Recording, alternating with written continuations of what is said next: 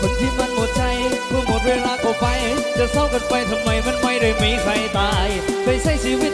ทำมันไปแบบนั้นก็ความรู้สึกของเราตอนนี้มันไม่ต่างกันจะเป็นว่าดังเดิมเพราะได้กันแล้วต่างคนต่างแค่ใครเราต่างคนต่างเดินจะไปทางไหนไปถึงเลยเชิญเดี๋ยวนี้ให้รักไว้ตายจะมองมันก็ไม่แปลกจะคุยก็คุยตอนเช้าตอนนี้เมาก็แค่ความโสดมันมาหาอีกครั้งไม่มีเขาก็ไม่ตายตัวฉันเชื่อว่าอย่างนั้น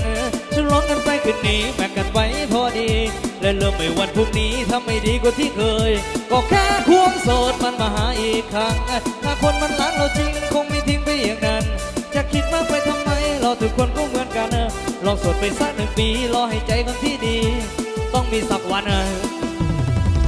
หน้าหนาวเข้ามาในสิหัวเราหัวใจยังว่ากระโสดอีลีบ่เป็นเศรษฐี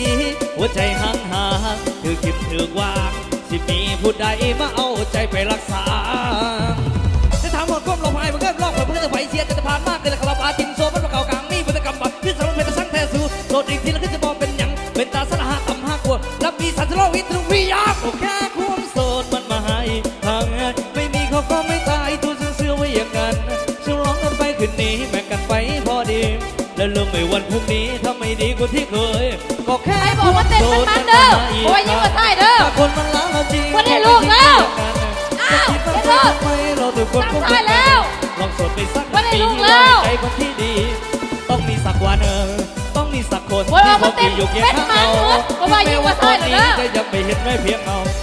วันที่เราเสียใจจะเป็นชีวิตเราไปแค่ว่าตอนนี้มันถอยเธอต้องเริ่มต้นใหม่ก็เช็ดน้ำตาดีมาลุกขึ้นมาดีไม่โยกใจคนที่ตายจะใจดีวันเวลาจะเป็นมองทุกอย่างคนนั้นคนฉันพอจะเดินร่วมจะไม่วันเธอต้องเสียใจมันเดินภาพไปแค่คนบ่ฮักบ่สนบ่แคร์บ่ได้ใส่ใจแค่คนใจร้ายบ่ฮักกันจริงมาทิ้งมาบ้านมาคงมาหายไปจะไปสนจะไปแคร์จะไปใส่ใจยกแก้วมาสลองดีใจโนบอลให้มาตะโกนดังๆวิ่งก็แค่คนโสดไม่มีเขาก็ไม่ตายตัวฉันเชื่อว่าอย่างนั้นฉันร้องกันไปคืนนี้แบ่งกันไปพอดีและเริ่มไม่วันพรุ่งนี้ถ้าไม่ดีกว่าที่เคยก็แค่ความโสดมันมาหาอีกครั้งถ้าคนมันรักเราจริงคงไม่ทิ้งไปอย่างนั้นจะคิดมากไปทำไมเราทุกคนก็เหมือนกันลองโสดไปสัก1 ปีรอให้ใจคนที่ดีต้องมีสักวันต้องมีสักวัน